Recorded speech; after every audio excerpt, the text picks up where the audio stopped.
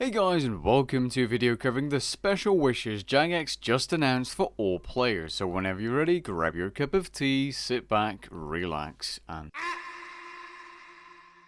Alrighty, so for the people that did not watch this stream, every single player that has an account that was created after April the 5th will be benefiting or gaining something from this update or change coming next Monday. Okay, so how this works is you gain a certain amount of charge depending on what kind of player you are. If you're a regular player, that's 100%. If you're locked out of the game for 4 to 6 weeks, that's 300%. And for the extremely unlucky people that were locked out even longer, 400%. Every single player will receive this reward as long as they log in this year before August the 24th. The wish charge itself is permanent, and free-to-play players, although they can't use the wish, can use the wish later down the line if they decide to get membership. You can use it whenever you want and however you want, but each wish requires a certain amount of charge.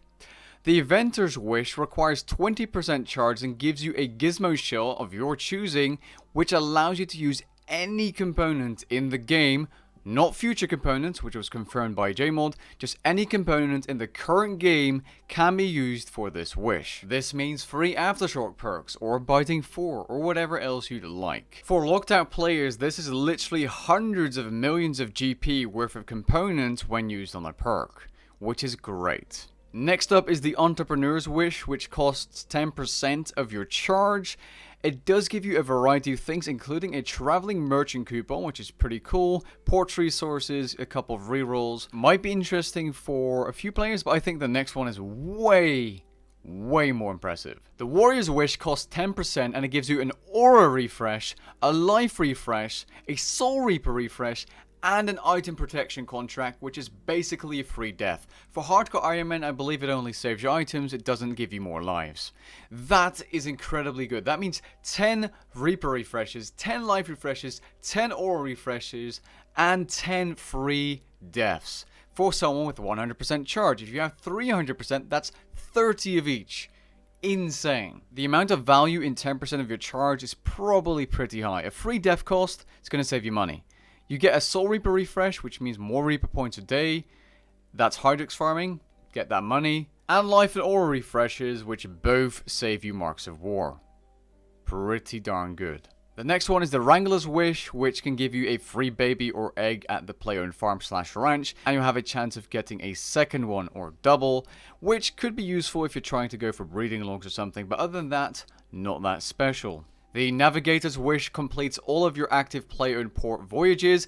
It does not guarantee a successful voyage though, but it does complete them. I suppose this could be useful for comp. The next one being the Archaeologist's Wish completes all of your active research straight away or immediately, as long as you have something started. I'm not sure how good this is. It's probably a waste of your charge no matter who you are.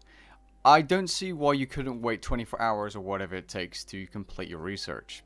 Unless there's something I'm missing, this sounds like an absolute waste of your charge. Don't do it, guys. The Wanderer's Wish is another really good one, as you can reset dailies, weeklies, and monthly D&Ds at a certain charge cost. Dailies only cost 1%. And by the way, guys, there is no cap on this according to this stream, which means you could potentially do 20 dailies in a single day. That is crazy. Or 20 weeklies, or 5 monthlies, 5 oysters in a single day. It's a lot of charge, so I'm not entirely sure if it's worth your monthlies. But for the dailies, this is definitely very useful, especially if you are going for max. You're going to get a lot more gains out of your dailies. And finally, the Polymath's Wish, which is probably one of the most broken ones if you are going for max. Now, of course, players missed out on gains.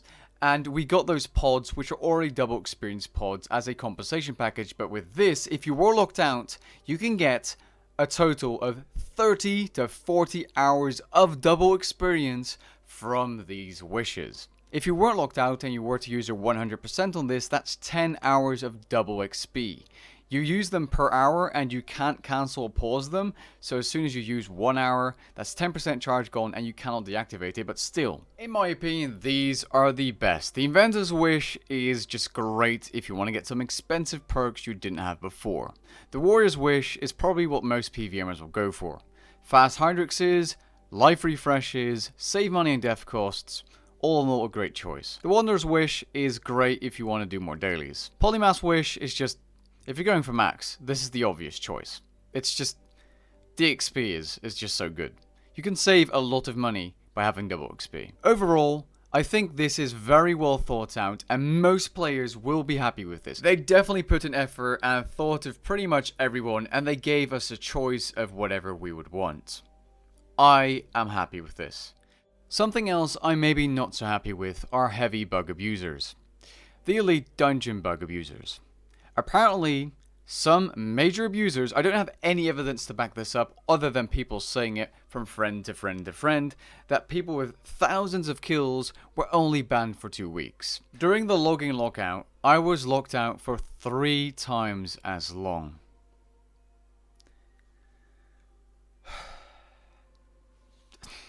I just can't comprehend it, if I'm being entirely honest. On top of that, there are a couple of accidents with false bans, some of which are now unbanned again, which proves that they were actually false bans. I wouldn't believe everyone's saying there's a false ban, because some people are just salty they finally got caught.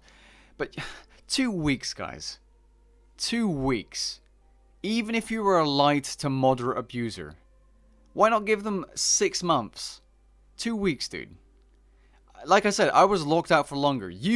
Probably some of you watching were locked out for longer and we didn't even abuse a bug. What is that, dude? What is that? 2 weeks for a moderate abuser. Must be permanent. Like, a light abuser, sure. 2 weeks and reset his log. That seems fair. But any moderate to heavy abuser should have been permanently banned. And I assume, and this is the general thought process of a couple of content creators as well, is that the people that were permanently banned, which we don't know how many of, because they didn't say, were probably the people that real well traded the money or like did something extremely extreme which warranted that permanent ban. Because I don't think Mod Hooli would lie about it. There's no reason to lie. He did say there were hundreds of abusers, not thousands. We'd already done a significant investigation. The good news is the scale of abuse was actually smaller than we expected. It was actually in the hundreds, not the thousands. So we expected it to be a bit more impactful than it actually was. We looked at the severity of the abuse and the impact onto the economy based on the accounts we looked at. Thankfully, the good news is that we can confirm there was minimal impact to the economy based on our investigation so far. And then today we have taken action. So we had to undo a couple that were mistaken. If you are banned, you feel like it's mistaken, we are still looking into it, but we are pretty confident in our results. But we've issued a mix of temporary bans and permanent bans, and it's all based on the severity. So that's the latest on that. So we have kind of got those. But he didn't say how many were permanently banned, unlike with previous bugs where they gave us exact numbers. Like with the oddment thing, I believe. It's kind of hard to grasp the thought of someone being locked out of a game which, you know, most players play for very long. Like the average lifespan of a RuneScape player or customer in Jagex's eyes is probably at least a few years, I think. Regardless, we all know that 2 weeks is absolutely nothing for a player, especially at the high end that can kill the Ambassador. 2 weeks is a vacation, let's be honest. And he probably has an Iron Man or different account that he can play on.